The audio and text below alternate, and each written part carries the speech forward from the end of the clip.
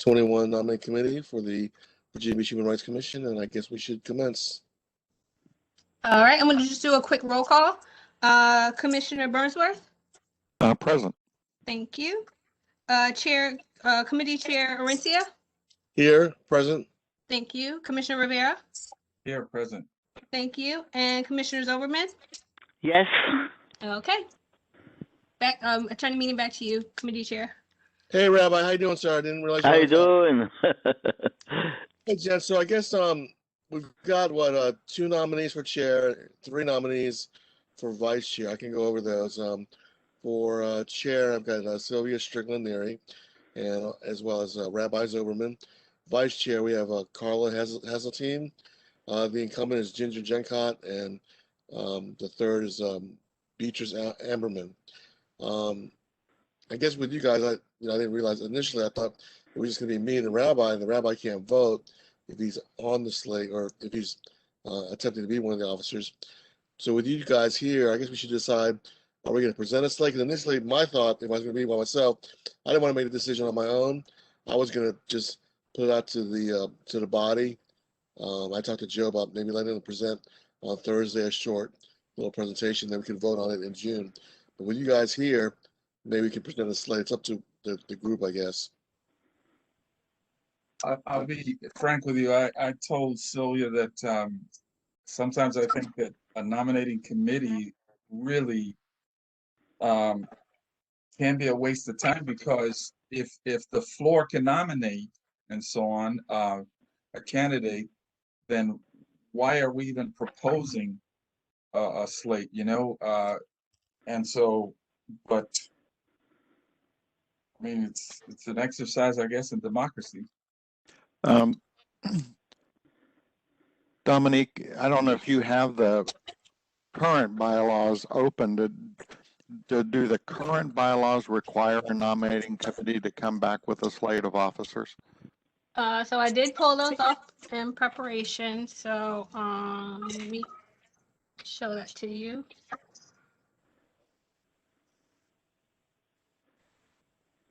Not the ones that we're looking at. Not the changes we're. Right. Yep. These are the current ones that are on the website. Can everyone see? Yes. Mm-hmm. Okay. Yes, I can see that. Okay. So so here is the election, the piece that talks about the officer elections and duties. And let me Scroll down.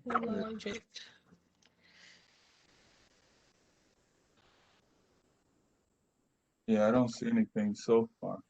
Yeah, I didn't see anything either, but I just wanted to be able to show that to you all.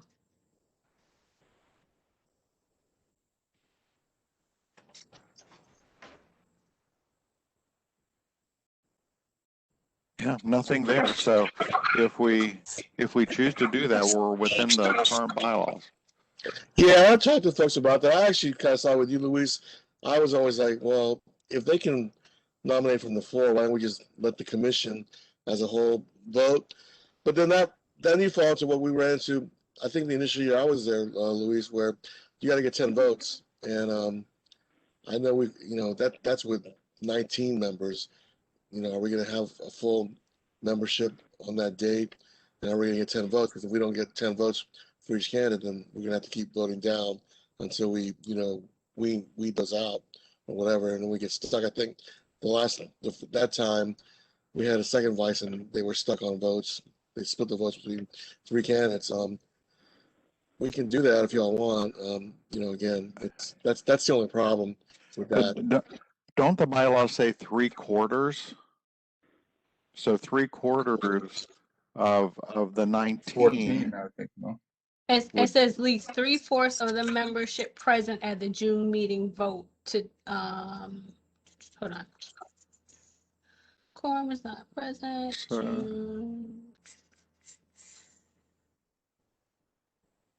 So it's even more now than. Yeah. So 10. And the experience from when I've talked to people, they've said, and Luis, you might be able to attest to this, they've rarely challenged the slate from a nominating committee. The last time we did it 2 years ago, it went through. But again, they could certainly I mean, especially with 3 running for vice, one of them could protest or they could nominate somebody else. Yeah, so we would have to have 14 to elect. Yeah, Is it so- 14? I thought it was 10. 14 is the super majority. Yeah, So it it's- says 3/4, so that's 13.5. So So it says election shall be by a majority of the membership of the okay. Human Rights Commission. I Yeah. thought it said something about 3/4. I'm sorry. It goes and says election shall be held during the June meeting unless either 1, a quorum is not present at that meeting, or 2, at least 3/4 of the membership present at the June meeting vote to delay the election to Okay, July. thank you. I'm sorry. I apologize. And I think Rabbi Zilberman is going to be out of town in June. I don't know if he can come on virtually, but he's one absent, and we're also depending on 2 of the students to be there as well, right? Dominique, that's 2 of them. So I have to visit my 100-year-old mom in Israel. there you go. So yeah. She turned 100 and I couldn't fly, and she keeps telling me that she's dying. So I better rush. Yeah. So the question is, do we present a slate or not? Is that what we're talking about? Yeah, basically. Well, we can vote. We got 3 of us here. We can vote if we're deadlocked. I guess we can. Well, or we can well, present. if I may, I would be for letting the commission decide, and not us. Just a few of us present, and given the circumstances of the past in which I was participating in, I think Giorgio, at one time you thought that it makes good sense to let the commission as a body decide. Once we present a slate, there's a degree of vested interest for those that nominating committee selects. So I think that inhibits. What are you guys on that? My biggest concern about, even though I kind of agree with the rabbi, my biggest concern is that the chairperson, Sylvia, made a committee and asked Jojo to chair, so on. So that's a mandate basically from the chair. Our coming back and saying, we don't want to play or go there, it's like a slap in the face to the chairperson. That's my only concern. I don't necessarily think we need a slate, because I think that we're a bunch of grown-ups and can figure it out pretty well at a meeting. Other than that, I don't know. Joe? I'm torn.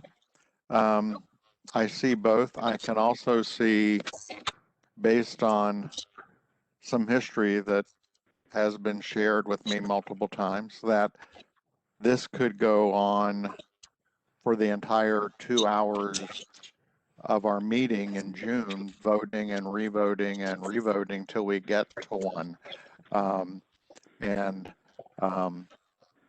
I would hate to use an entire meeting doing that. I also think that doing that could create more consternation than just presenting a slate of officers. But I see that we are all adults, but I also can see the negative of that as well. I would, before, and it's too late, but before we do, I would just like to know from these people, from Beatrice and from Carla and Ginger, why they're seeking these positions. And we don't know that. We haven't heard from them. Right. I mean, we've heard from Rabbi, because he's on this committee, but I've not heard from the others. And, but I don't, we can't delay it, obviously, if we need to present a slate in May and then vote in June. So I think that's a very good point that you made, Joe, in that if you're a nominating committee and you haven't heard officially from these people as to why they want to run for a particular position, I think that putting the cart before the horse. I had asked Sylvia, I said to her, we are going to have all of these candidates provide some kind of a statement as to why they want this position. Are we not? And she says, absolutely. So I said, okay. And that's going to be at the general meeting. But you're right, Joe. We're going blind into the situation. I mean, other than what we've seen from our own experience as to performance of individuals and stuff, we really don't know why they're here. And you know, some people, and I hate to say this, but some people are trying to accumulate feathers in their cap because they're thinking of running for political office outside of the commission. And so just because they want to run for a political office doesn't mean they need to be in one of our officers' positions. So, yeah. And I think if we look at least from what I know of the candidates, they're very active. They have done a lot. All of them have done a lot for the commission, and it almost comes down to splitting hairs. For me, that statement about why could make a significant difference. And so I'm sorry we don't have that at this point to help make that decision. So if they provide a statement, how's that going to work, Dominique? If we give them the floor do we decide what the format that's going to be? Like they're going to present? Can they be asked questions? You know, that whole thing.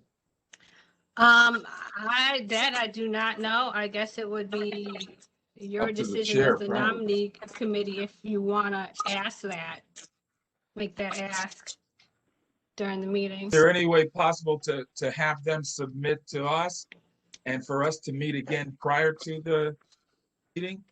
You can do that. So last meeting when there was a slate hadn't been decided on, I had talked to Rod and he said that the slate can be presented via email or even at the June meeting and then have an election right after. So if you guys want to go in this direction of asking for a statement, yeah, and then meet again after the May meetings and then present the slate via email and then have the election in June.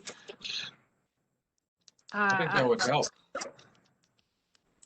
I'm under the impression that can happen. Yeah. Okay. Yeah, I don't want to belabor, but boy, I would love to have that opportunity.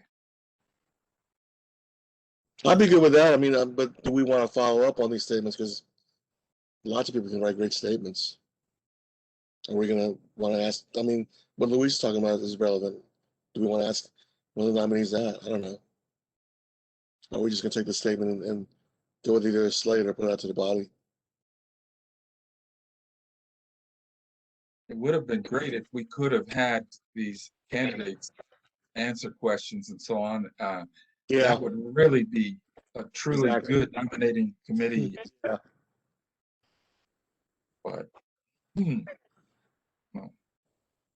So Dominique, you're saying we could at the June meeting ask them to make a statement about why they wish to hold these offices, maybe allow commissioners to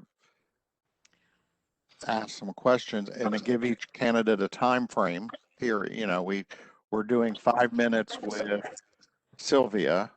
So Sylvia gets to make a statement and we get to ask questions in that 5 minutes. And then we come back as a committee based on that information, make a slate and then email it out prior to the June meeting. Is that what you're?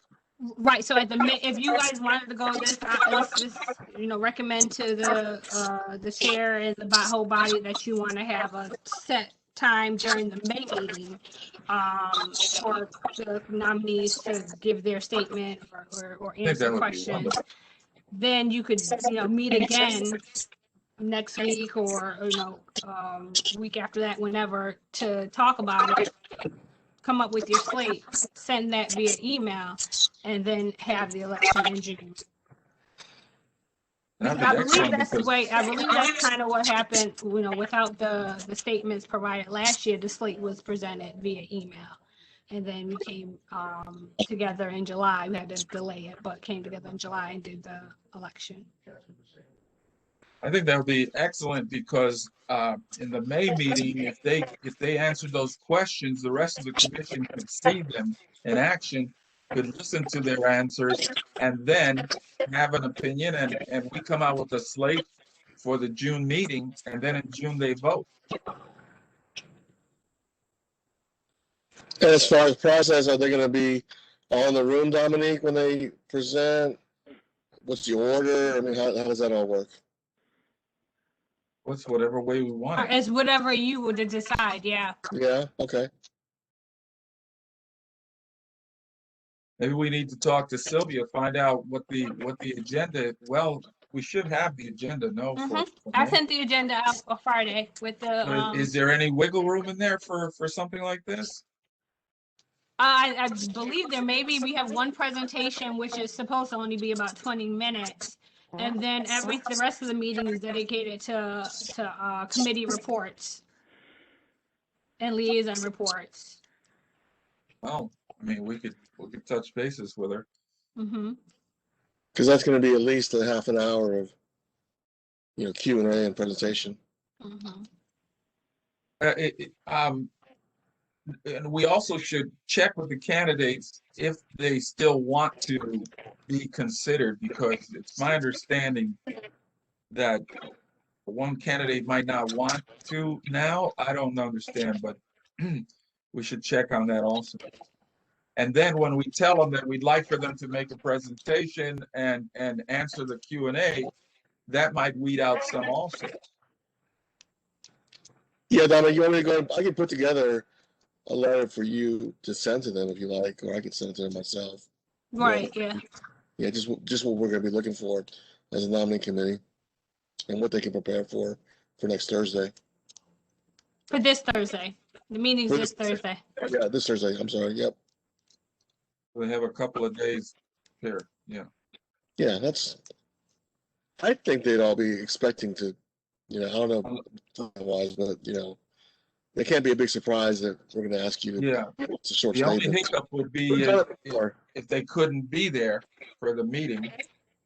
That would be the biggest hiccup for them, I would think, because then they couldn't make the presentation. We could find out if they're going to be there for sure, etc. Okay, I think that's excellent. If we could all hear these people, man, that would be better than any other time that I've experienced a nominating situation. Usually we had candidates talk at the June meeting, but we never had a Q&A, or we never had a real, well, we had our presentations in the past, but never a Q&A.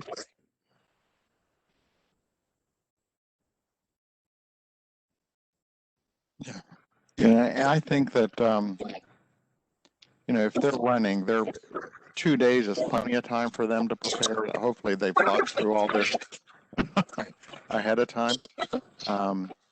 And since they're voting, I think they need to be in the room to listen to the others as well. And, I worry about, I don't know what the situation that Rabbi's talking about, and I really don't want to know because it's in the past.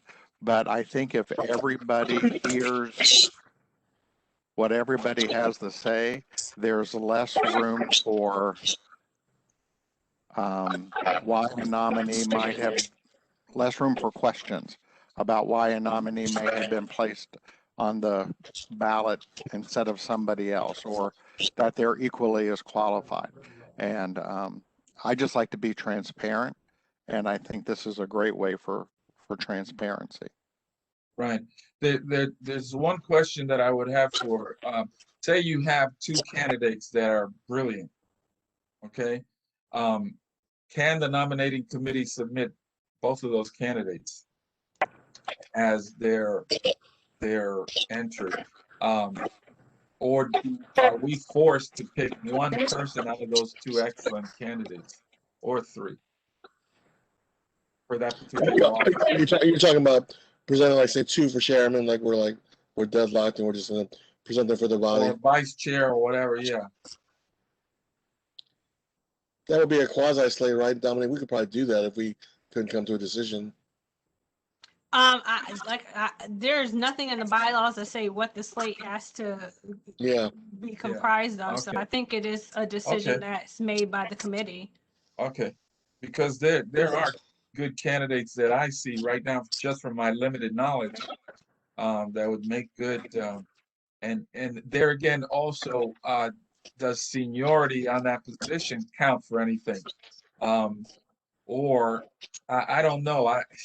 These are just questions that I have. Well, I know per the nominating process questionnaire, there's 3 criteria that they look at: longevity, leadership, and engagement. So does longevity mean seniority? Well, it says commissioners that have served on the commission for at least 1 year. Okay. Yeah. It's not seniority. Okay. And Luis, as we talked the other day about the bylaws committee, the state code gives us a lot of flexibility. I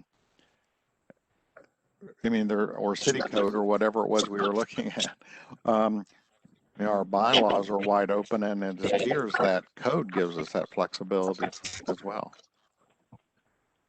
Okay, good. So what's the next step forward? So I'll drop the letter right after we got the meeting and send it to Dominique, and then she'll send it out to the nominees, and then we'll go. I guess I'll talk to Dominique about the order, or if it's just going to be random and we're just going to draw names or whatever. And that might be. Should we give Sylvia a heads up? I mean, they're going to get the same letter, right? Okay.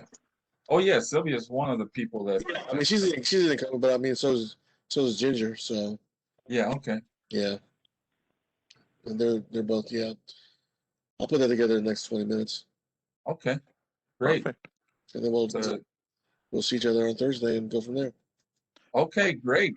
Lots of fireworks. Excellent. Right. I'm excited because this truly is the democratic process. To be able to listen to the candidates, to be able to ask the questions, and have everybody see versus our backroom kind of. Yeah, and I've talked to figuring Sylvia this about mess this. out. I've talked to Sylvia about this too, Luis, and I agree with you, but they're always like, just share this thing and, go through the process. And it's always been that 10-vote thing that seems to be the obstacle. And Yeah. I'm happy And to that serve. can, and that it can be weeded out. I mean, but at least that way the whole commission can participate. That's excellent. Yeah. And I think it takes away, it's something the rabbi brought up at the last meeting. I think it takes away that feeling of anointment. Right. Yes, indeed. Yeah.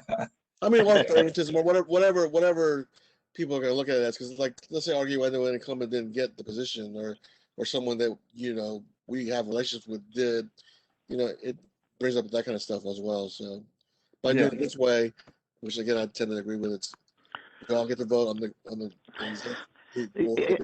If I may, there was another point that we brought up in the recent past, and that was the nature of voting, which is in front of everyone. When we vote in elections in America, it's a secret ballot. Now, I also heard, of course, that we are kind of modeled after the city council, the way they do things. But, we're not a city council. If you vote in front of cherished colleagues, and I regard all of us as cherished colleagues, it's really not fair to anyone to do it in front of everyone. So I don't know if there's something we can do about it. I don't even know how it started with voting in front of everyone. That inhibits, I think, that ultimately becomes undemocratic. There's a reason why when we vote for elections throughout America on different levels, it's a secret ballot. Right. People don't watch you. Yeah. Yeah, I hear you on that, Rabbi, but then that's someone that would be pro nominating committee that takes that kind of pressure off the rest of the body to vote in public. It puts it on us, really. So there's Well, gonna it be pros and depends. cons. I agree with the rabbi in the sense that because if you have a nominee that pops up besides what the nomination committee submits, and then by virtue of this whole COVID video thing, we're having to vote in public because it has to be recorded Yeah, by voice vote.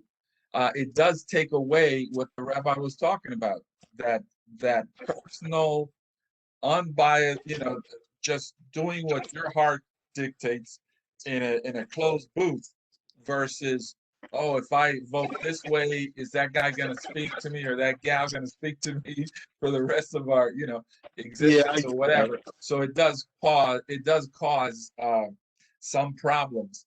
But I think the COVID issue is what's dictating everything right now, because I don't see how you could do a secret ballot with this COVID situation unless we, even then you couldn't even use the little raising of the hand because that's visible to everybody, right, Dominique? Mhm. So you can't even do that.